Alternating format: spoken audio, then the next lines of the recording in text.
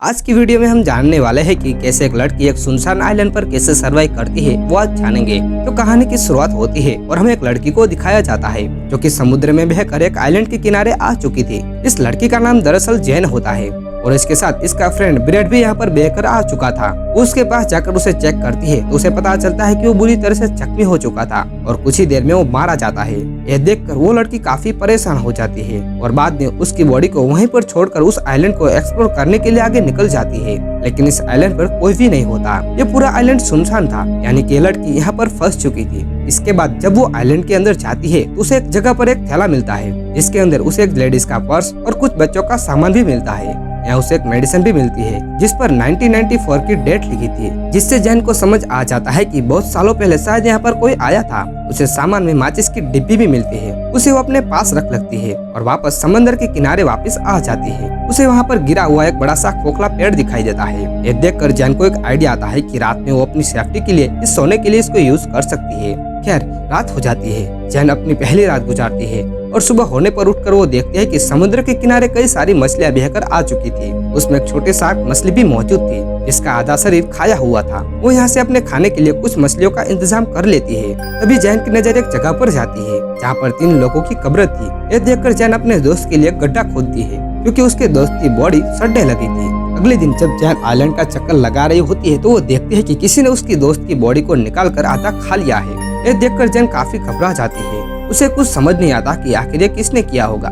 उसे लगता है कि जरूर यह काम किसी जानवर का ही होगा जो कि इस आइलैंड पर रहता होगा। इसलिए वो पेड़ की लकड़ी को नुकीला करती है और अपने के लिए एक हथियार बनाती है। इसके बाद वो आइलैंड के बाहर बैठकर उस जानवर का इंतजार करने लग जाती है। रात हो जाती है और अब जैन को नींद आने लग जाती है, लेकिन वो जानवर अभी तक यहाँ पर नहीं आया था। और अगले दिन जैन की आंख खुलती है और वो समंदर में एक सूटकेस को देखती है। वो सूटकेस को लेने के बारे में सोचती है, इसलिए वो समंदर में जाकर उस सूटकेस को लेने लग जाती है। तभी उसे नीचे कुछ महसूस होता है, इसलिए वो नीचे जाकर देखती है तो उसे यहाँ पर एक बड़ा सा होल दिखाई देता है, जिससे देखकर वो काफी डर जाती है। खैर अब वो बाहर आकर उस सूटकेस को खोलने लग जाती है। उसके अंदर उसे कुछ जूते और कुछ कपड़े भी मिलते हैं जिन्हें वो पहन लेती है। अब जैन उस सामान को चेक करने लग जाती है और उसे उसमें कुछ फोटोज दिखाई देते हैं। वो उन्हें देखने लग जाती है और समझ जाती है कि यहाँ पर कोई फैमिली छुट्टियां बिताने के लिए आई थी, जिसमें कपल और उनके 2 छोटे बच्चे थे। तभी जैन के ऊपर से एक प्लेन गुजरता है। ये देखकर जैन अपनी फ्लेयर गन चलाती है, लेकिन इसका कोई फायदा नहीं होता क्योंकि तब तक वो प्लेन जा चुका था।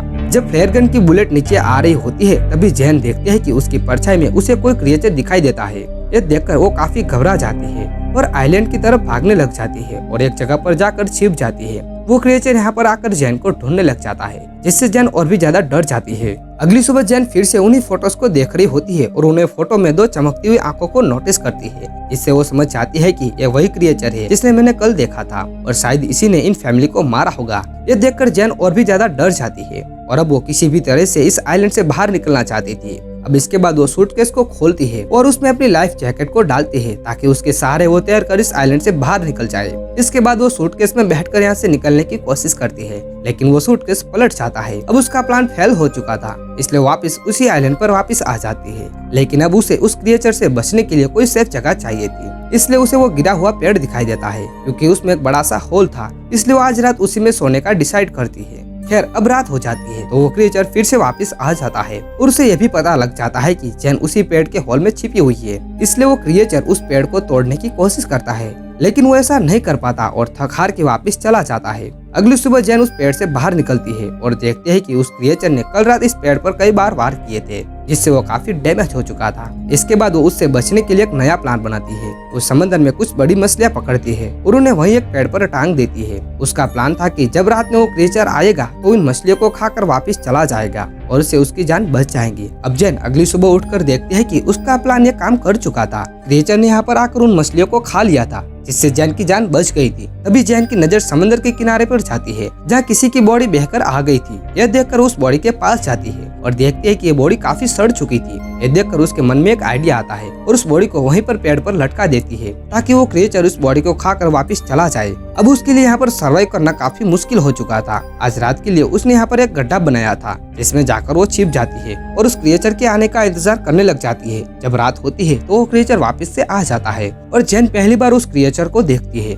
वो क्रिएचर को देखकर काफी डर जाती है, क्योंकि वो काफी खौफनाक था और डरावना भी। अब वो क्रिएचर इस बॉडी को खा जाता है। अब जैन को अपने पास कुछ आवाजें आती है और जैसे वो देखते हैं तो उसे वहाँ पर उसके पैर दिखाई देते हैं। यह देखकर वो काफी डर जाती है, लेकिन किसी तरह से वो खुद को कंट्रोल करती है। अब अगली सुबह जब जैन उठती है तो वो अपने के लिए एक सेफ जगह ढूंढना चाहती थी। अब क्योंकि उसने उस क्रिएचर की हाइट देख ली थी, इसलिए वो अपने के लिए पेड़ के ऊपर एक झूला तैयार करती है ताकि वो क्रिएचर उस तक ना पहुंच सके। इसके बाद वो झूले में जाकर बैठ जाती है। खैर अब रात हो जाती है तो वो क्रिएचर फिर से वापस आ जाता है और उसे यहाँ पर जैन होने का एहसास भी हो जाता है। इसलिए वो झूले वाले पेड़ को जोर जोर से हिलाने लग जाता है, जिससे वो झूला टूट जाता है और जैन नीचे गिर जाती है। अब वो क्रिएचर जैन का पीछा करने लग जाता है और जैन अपने जान बचाने के लिए वहाँ से भागने लग जाती है। जैन देखते है कि वो क्रिएचर जमीन से ज्यादा तेज पानी में दौड़ रहा है और वो पल भर में उसके सामने आकर खड़ा हो जाता है, लेकिन जैन अपनी उस लकड़ी के औजार से उस क्रिएचर के पेट में घुसा देती है। वो क्रिएचर जैन को उठाकर पानी में फेंक देता है। जैन खुद को किसी तरह से संभालती है। जैन देखती है कि वो क्रिएचर यहाँ से जा चुका है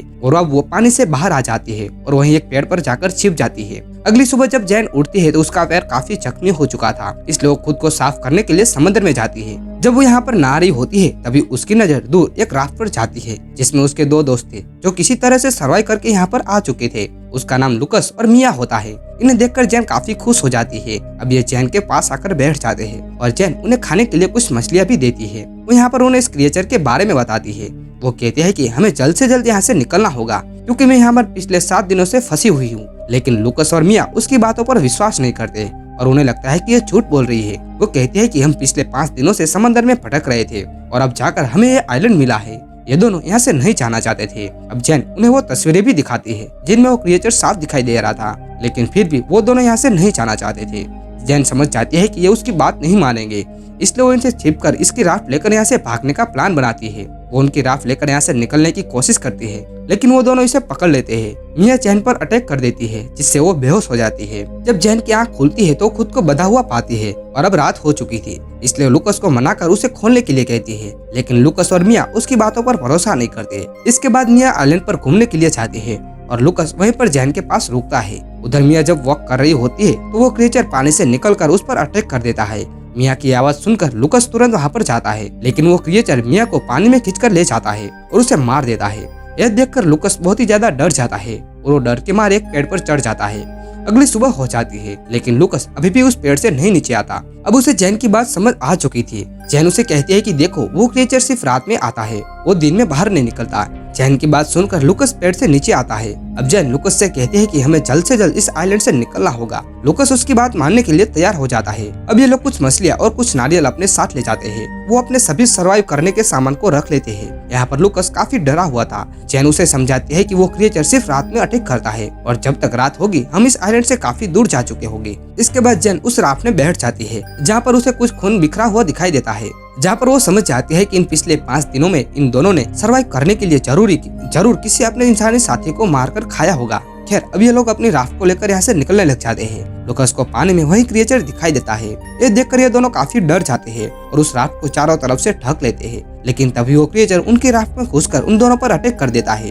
यह देखकर लुकस उस पर फ्लेयर गन से अटैक कर देता है, लेकिन वो क्रिएचर जैन को पकड़कर अपने साथ ले जाता है, जहाँ जैन के पास एक चाकू था, जिससे निकालकर वो क्रिएचर पर कई बार अटैक करती है। लेकिन तभी लुकस भी जैन को बचाने के लिए पानी में आ जाता है। यह देखकर वो क्रिएचर जैन को छोड़ देता है और लुकस को पकड़ लेता है। वो उसे अपने साथ लेकर उस हॉल में चला जाता है। यह देखकर जैन किसी तरह से तैरकर फिर से उसी आइलैंड पर पहुंच जाती है। जैन को लुकस की मौत का काफी दुख होता है, इसलिए वो क्रिएचर का सामना करने का डिसाइड करती है। इसके बाद वो वहाँ पर पड़ी लकड़ियों से कई सारे नुकीले हथियार बनाती है, लेकिन यह औजार उसे कम लग रहे थे, इसलिए वहाँ पर बनाई हुई कब्र को खोदती है और उनमें से कंकाल को निकालकर उनमें से काफी नुकीले हथियार बनाती है। उस क्रिएचर को आग में जलाने का प्लान बनाती है, इसलिए वो वहाँ पर पड़ी सूखी झाड़ियों का इकट्ठा करती है और उनसे वो ट्रैप बनाती है। अब उसने अपना ट्रैप बना लिया था। अब रात हो जाती है। वो क्रिएचर भी वापस आ जाता है। यहाँ पर जैन उसका सामना करने के लिए तैयार थी। जब वो क्रिएचर समंदर के किनारे आ जाता है तो जैन उसी ट्रैप में आग लगा देती है, जिससे वो क्रिएचर आग में फंस जाता है। जैन लकड़ियों की मदद से क्रिएचर पर हमला करता है, जिससे वो क्रिएचर काफी जख्मी हो चुका था। क्रिएचर जैन को उठाकर पेड़ पर पटक देता है,